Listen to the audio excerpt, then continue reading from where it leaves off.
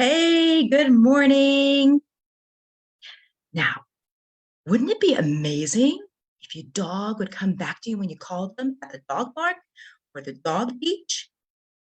Oh, hallelujah, hallelujah. And then you're not that dog owner where everyone's looking at you pitifully. Oh, they can't get their dog to come back. Oh, you know what? We've all been there. And this can be taught and taught well, and for your sanity and for your dog's safety. So, my name is Linda Kwan. I am the owner and trainer at WowBowWow. We specialize in working with pet parents with puppies and adolescent dogs. We help them understand their dog so training becomes easier. So how many of you have puppies and you want to start working with them, getting them to come back to you when you call them consistently now? How many of you, if you have a dog that is an adolescent dog is about the age of 4 or 5 months to about, could be two to 2.5 years, depending on the type of dog you have, the breed mix, right? So during that period, I sympathize with you because focus, being able to settle, those are kind of like tough issues during that period of their development. But after that, you can have a wonderful dog, well-trained, wonderful dog. So stick with it, don't lose heart. Have an adolescent dog. Because the process of teaching your dog any behavior you're trying to teach, it's can be very similar, and it kind of looks like this. Okay. So when you're training your pup to do any kind of cue, a behavior that you're wanting them to do, a lot of times you need to get them to focus on you, getting focused back on you, so then you can teach them to do the steps of the particular behavior, right? So as I mentioned, throughout this whole month of July, I've been sharing focus games first, and then a couple of other games to get your dog to come into your proximity, into your vicinity. So because recall, for most people, when you call them, I want my dogs to come near me, about a foot away at most, within that foot bubble around me. My parameter is what I'm asking them to do. So the first thing you need to teach them is to focus on you, right? Get their attention. And then the next step actually is to get them to even take us towards you, and then you mark and reward for that. Now, you start this without even asking for the coming to you yet, okay? So the first step is, getting them to focus on you, then taking step towards you and rewarding each one of those steps. Then thereafter, once they start moving towards you, adding the word, either come, here, whatever words, in whatever language that you want to teach them to understand what that particular word means, right? So then you start adding the word after you notice that they will start taking it towards you. Now, I mentioned in other videos before, but once you get the steps towards you, and then even getting them to come actually within your vicinity, within your proximity,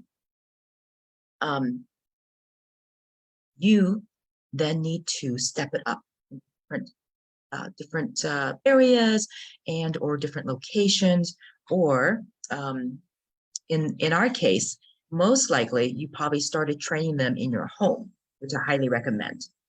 because when you start training your dog, you want to make sure you focus on you and are not too distracted with all the other things that may be going around. So that's why recall at a park can be extremely hard because, you're expecting them to do something which most likely you haven't practiced enough at home or even in your backyard for them to understand the cue. That could be very much likely one of the issues. But even if you've been doing that well at home, and I've heard this from parents, comes back to be really well in the house, but when we're on our walks, God, I don't exist. So this is why. 2 reasons.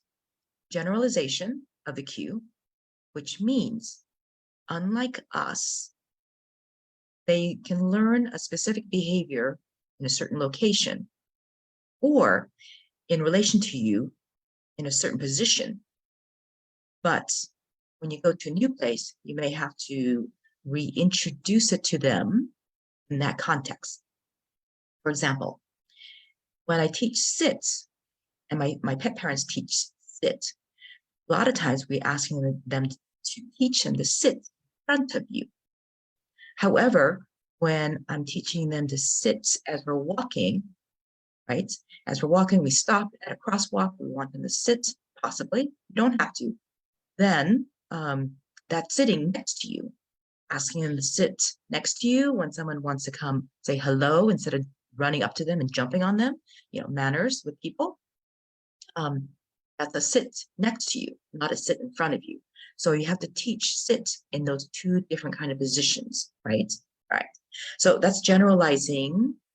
It's generalizing that particular cue, different positions, and then also in different kind of locations. Like sitting, for example, in the house, it's different than sitting, maybe if you had a coffee shop kind of location, maybe under a table, it may be still in front of you, but it's a different kind of location. Okay, does that make sense? So generalization is what I was talking about. Getting them to practice the cue in different orientation to you, as well as different kinds of locations. Now, the other issue, which is step 3 a lot of times, then asking them to do the specific cue or behavior that we're asking them to do in an area with some mild distractions. Even in the house, some times of the day is there's more commotion with the family.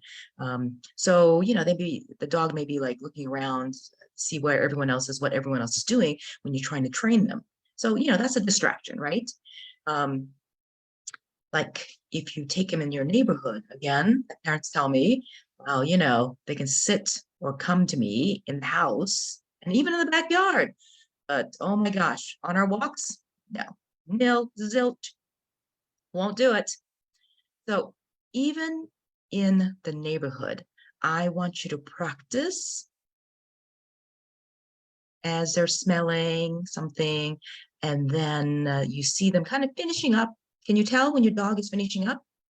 Yeah, yeah. So what does your dog look like when they're about to finish up? They look less intensely at the thing that they're focused on or the thing they're smelling at. So at that moment, get their focus. You can either call their name or make a kissy noise, and then ask them to come to you. I know you probably have a 6-foot leash, or you may have them on a longer line as they're smelling, which is fine. So see if they will come back to you. Now, when you're practicing, it is best to start in a closer proximity rather than when they're at the end of that long line. So you may want to try that when they're, maybe at the end of their 6-foot leash, and they focusing on something or smelling something that all of a sudden, they look like they're finishing off, and then you make a kissy noise and ask them to come, and then mark and reward, right? So practicing even on your walks, those short distances, is a great way to get them to be more consistent with milder distractions. Okay. Then the ultimate test, the ultimate test is, calling them back from a trigger. A trigger is something that your dog, not because they're maybe not they're angry, but because they may be really worried about it or they're really excited about it. Like, your adolescent dog. Okay. Like I said, who's here with adolescent dogs? And what's their name? Um, a lot of times the adolescent dogs want to like say hello to everyone. And so getting their dog to come back to you, even from the end of the 6-foot leash, can be so hard. So with triggers, what you want to do is start at a distance where your dog may not be such a heightened state of excitement or fear. We call that threshold. And so I don't know, can you tell when your dog is about to go off like that? What are the signs it's showing you? Do you see your dog lipping their lip? Licking their lip? Licking their lip? Not like licking, like yummy licking, like, oh, that looks yummy. But it's like a flicking. That can be signs of stress or a dog that may be worried. Okay? Distance is your friend. Distance is your friend. So you probably want to be at a distance where they can stay under threshold so they can hear you, back to the focus game, then turn around and step towards you and eventually get them to come back to your proximity, your vicinity. Okay. And thank you for joining us for our Training Tip Tuesday. I hope what I shared was very helpful. And if you can share also, what other topics would you like to hear about from us? All right. Have a great Tuesday.